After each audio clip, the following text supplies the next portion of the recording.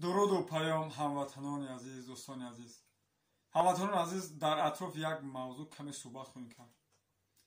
امروز سفر بوزی کل امام رحمانوف به ناحیه فیض‌آباد.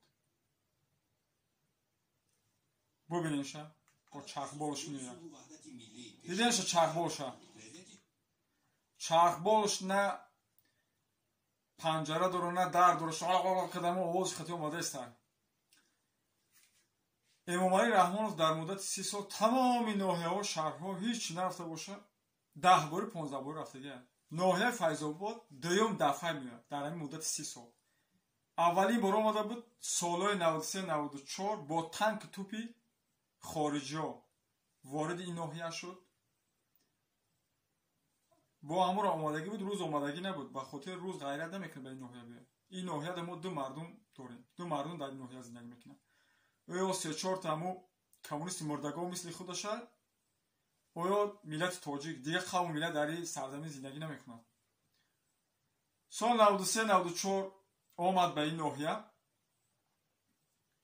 با تانک توپ خارجی ها. شب بود، آمادگی بود، مردم خواب بودن. اگر مردم بیدار میشدن او غیرت نمیکرد، وضعیتش متشنج میکنن. شب آوردگی تانک توپ خارجی ها را در ناحیه فیض‌آباد در دهه سبلاق 70 اویله را در یک دورین مسجد آوردگی همه را پروندگی. نمی رحمانوف، اینه بوزی کلی رحمانوف، اینه نگاه شده پیشوازش گرفتن مردگاه، مثل خود 3-4-5 مردگاه کمونیست پیشوازش گرفتن. تانک توپ خارجی خطی در همون ناحیه فیض‌آباد در دهه سبلاق مردم در دورین مسجد میبره میکشن میپرونن. تانک توپ خارجی خطی با همون وقتی که تو مردم بیدار میشن میفهمن که جوری مردم کشته، دیگه سربازاش فرار میکنن میرن طرفای کوکیس، طرفای کوده شیرو نرو زدیم سربازاش. خودش از این ناحیه با تانک توپ خارجی دوباره فرار کرد، اومد شهر دوشنبه اومد. بار دیوم چرا به این ناحیه اومد؟ به خاطر که اول کاری کرد در این ناحیه 4-5 جوانمرد که انسانایی که خیلی ترسیدن برای ملت خدمت میکردن، او را تهمت کرد، هیلو نیرنگ داروشون داد، بود در خاک سپردشون. و چند تا برادرانی که در این سرزمین انسانای دانشمند بودن، روشن فکر بودن، اونا را از این ناحیه برآوردن از تاجیکستان برای بیخونه و بیدار کرد.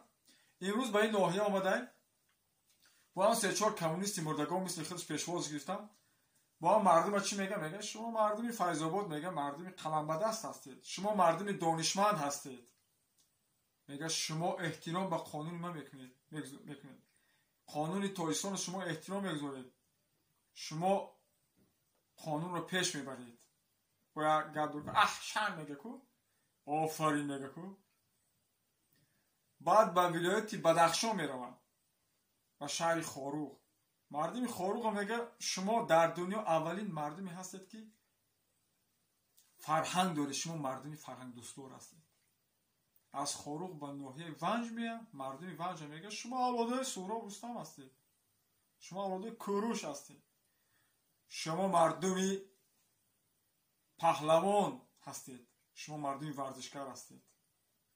اما مردمی یزگلام، مردمی غرب، مردمی پنجه، این سه مردم یک گپ میگن. میگه مادرای شما میگه فرزند یک تا پرست میآفرد، شما میگه یک تا پرست مردم هستید، شما الله رو میپرستید، شما ایمان به خدا دارید، شما مردمی به غیرت هستید. اگر به یومان بیا میگه شما مردم یومان، میگه از سوار هستید. اگر به شهر وحدت بیا، مردمی وحدت میگه شما مردمی دین دوستار هستید، شما پیغمبر را دوست می‌دارید. با ولایت ختلان بیا، با شهر کولاب، مردمی کولاب میگه مادر شما فرزند به ناموس تولد میکند. اگر با ولایت سوخت رود، خصوص با ناحیه پنجکین میرود، جای رودکی، جای حاضرش، ناحیه‌ای که از اونجا به دنیا اون است، استاد داداجان عطایلویف اونجا میروند. اونو را با یکون افسانه میخونه، میگه شما مردمی کهنه ترین مردم هستید در سرزمین، تاریخی قدیمترین شما دارید. همه تاجیک کناترین قدیمترین شما هستید میگن. شما مردم دانا هستید. این همی تمام ولایت ها شهر ناحیه ها رو میگردد. این همی سینما بازی میکند، برنامه ریزی میکند، دروغ میگه هر هیله نیرنگ میکنه که مردم رو چخیر کنه دروغ بگن. 30 ساله همین هیله نیرنگش در بالای مردم میکنه. 30 سال مردم از این زده با همین دروغ با همون هیله برنامه ریزی در بالای مردم غیر قانونی حکومت میکنند. رحمان رو توکای دروغ میگه. تو ای خدا نمیترسی؟ ای خدا بترس رحمان رو. توکای دروغ میگه. تو را مردم دیگر باور نمیکنند. امام علی رحمانوف 3 چیز رو در زندگی بفهم از دست دادی. یکم شرم، دوم ناموس، سوم جوانمردی. 3 چیز رو از دست دادی که تمام چیز رو بفهم که از دست دادی. تمام حیات، تمام زندگی رو از دست دادی. یکی این چیزا در تو وجود ندارد. یک انسان بی شرم بی حیا هستی. تو کی دروغ میگو، تو کی هیله و نیرنگ میکنی، دیگه مردم تو رو باور نمیکنند. با ترس ای خدای امام علی رحمانوف، با ترس ای خدا میگم. موضوع ما با همین به انجام میرسد. من شما رو در پناه خدا میسپارم. همتون عزیز، خدا یارتون.